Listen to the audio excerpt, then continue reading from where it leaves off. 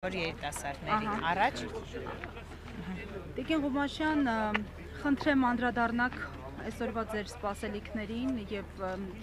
նաեւ նկատառումով անդրադառնաք խափամամիջոցի հարցի փոփոխությանը, ինչպես նաեւ քննչական կոմիտեի հայտարարությանը, որով փոփոխվել է Սամվել Կարապետյանի մեղադրանքը։ Իրականում դատարանի դատի օրվան շատ երկար էինք սպասում եւ երեկվա նոր գործը, որը որ ավելացավ պարոն Կարապետյանի այսպես վճռին, մեզ համար մենք սպասում էինք որևէ նոր բանի։ Ինչ ակնկալիքներ ունենք այսօրվանից, իրականում ինչպես եւ ամեն անգամ սպասում ենք, որ դատավորը վերջապես իր խղճին դեմ չի աշխատի եւ կգործի օրենքի սահմաններում եւ ազատ կարձակվի պարոն Կարապետյանը։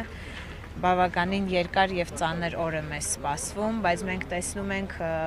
ինչքան մարդ է գալիս, միանում մեզ, նաեւ տեսնում ենք այն բոլոր մարդկանց, ովքեր միացել են որպես կամավոր մեր ձևով շարժմանը, իրենք արդեն 5000-ից ավել են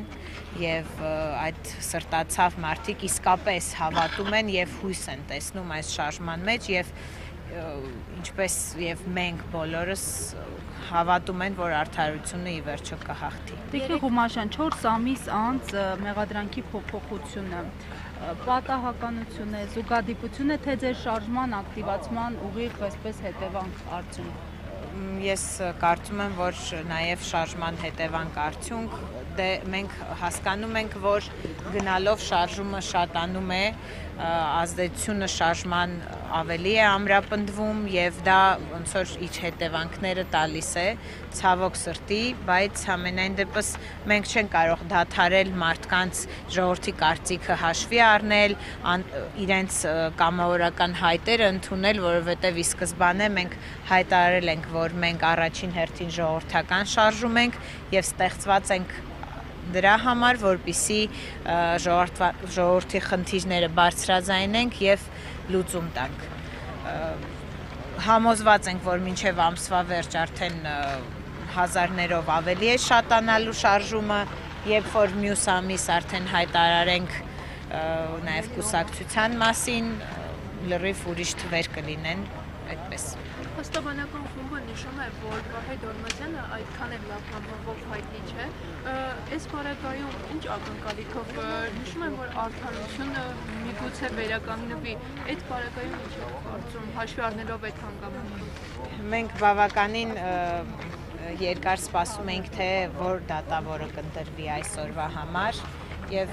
ձեր նշած դատավորը այո իսկապես չի փայլում իր արդարությամբ, բայց ամենայն դեպս ինչ որ հույս ունենք, որ այսօր ինչ որ մի նոր զգացմունք իր մեջ կզարթնի եւ ի վերջո կհասկանա, որ մանավանդ Միքայել Սրբազանի դատավարությունից հետո լսելով թե մարդիկ ինչպես են արձագանքում ընդհանրապես դատավորների վճիռներին, Աստված տա, որ իր մեջ քրիստոնյան այսօր զարթնի։ Շնորհակալ եմ։